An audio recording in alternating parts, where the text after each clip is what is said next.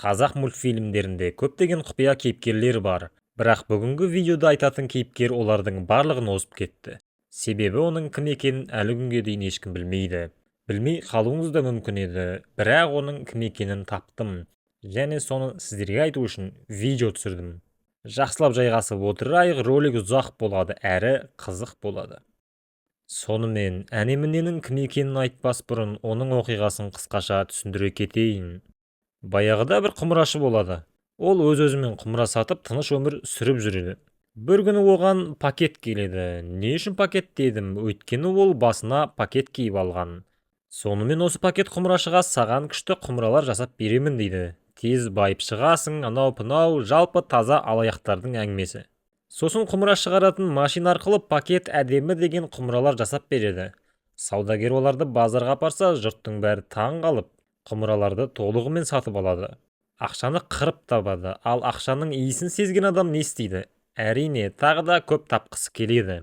Сөйтіп саудагер жаңағы тапқан ақшаларының бәріне құмыра жасауға керек заттар сатып алады. Пакет болса тағы әдемі құмыралар шығарып береді, бірақ осы сәттен бастап нағыз жауыздық басталады. Пакет саудагерге отын керек, қалған құмыралар шықпайды, тез отын әкел болсаңшы дейді. Құмырашы болса, отын бітіп қалды десе, пакет оған барлық дүниеңді әкел, тез-тез болсаңшы деп асықтырады.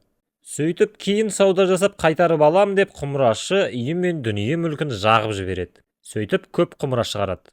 Енді сатайын деп базарға апарады, және осы сәтте оның өмірі күрт өзгеріп кетті. Өйткені кешеге құмыра сатып алған адамдар келіп шағымданады. Сенің құмыраңа сүт құйсақ ашып кетті, гүл салсақ солып кетті, ақшамызды қайтар дейді. Бұл сөздерді естіп саудагер құмыраларды құлатып сындырып алады.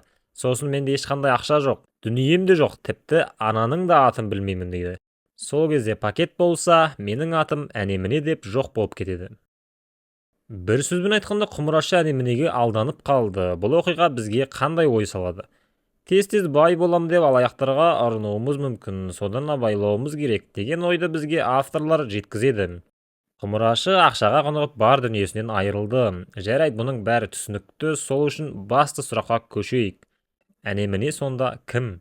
Неге алдарға ұқсайтын, неге басына пакет киіп алған? Неліктен адамдарды алдап жүр, бірақ артынан жоқ болып кетті? Мен оның кім екенін ашуға тырысамын, және бірден айтайын, бұл жай ғана теория, яғни солай болуы мүмкін деген нұсқа. Бірақ бұл теория шындыққа келеді. Олай болса, қорқатындар көрмесін, себебі әне-міне ешқандай да адам емес, ол зұлым рух. Орысша айтқанда злой дух, яғни тылсым күш иесі. Не үшін олай десеңіз, оның дауысы біртүрлі, және ең соңында ол ауадан жоқ болып кетеді. Әне-міне адамдарға келіп оларды сындыруға тырысады, алғашында үміт беріп, сосын аяқ асты дүниесіз қалдырып, лақтырып кетеді. Неліктен олай жасайтын себебі әне-міне өмір сүру үшін солай істеуі керек. Адамдардың сынғаны оған тамақ секілді, ол тез ақша тапқысы келетін адамдарды іздеп, соларды қармаққа іледі, асықтырады, бір-екі күнде бай боласың деп алдайды. Сол себепті серияның аты әне-міне дегенше дайын болады, яғни тез дайын болады деген мағынаны білдіреді. Бір сөзбен айтқанда, әне-міне адамдарға осылай келеді, ол тамақ ішпейді, оның тамағы адамдардың сынуы. Оларды психологиялық тұрғыда сындырып, мақсатына жеткен соң жоқ болып кетеді. Неге алдарға ұқсайды десеңіз, ол негізі ешқандай да алдар емес. Ол керісінше алдардың жаман нұсқасы. Яғни алдар жаман адам болса, осындай алаяқ болып кетуші еді. Түсінбесеңіз дұрыстап түсіндіре кетейін. Алдар мен әне-міне бір-біріне ұқсайды, себебі екеуі де оп-оңай алдап кетеді. Бірақ біреу жақсылау, біреу жаман. Егер екеуі кезіксе не болады?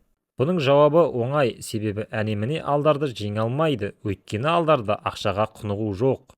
Ол басқалар секілді асығыс шешім қабылдамайды. Әне-міне оны ешқашан алдай алмайды. Сонымен, әне-міненің кім екенін білдіңіз, не үшін олай жасағанын білдіңіз. Ары қарай тағы осындай теориялар көргіңіз келсе, арнаға міндетті түрде жазылып кетейік. Өйткені бұл басы ғана, бұдан да қызық теориялар жақында шығады. Қазақша контентті қолдап кетейік, келесі кездескенше.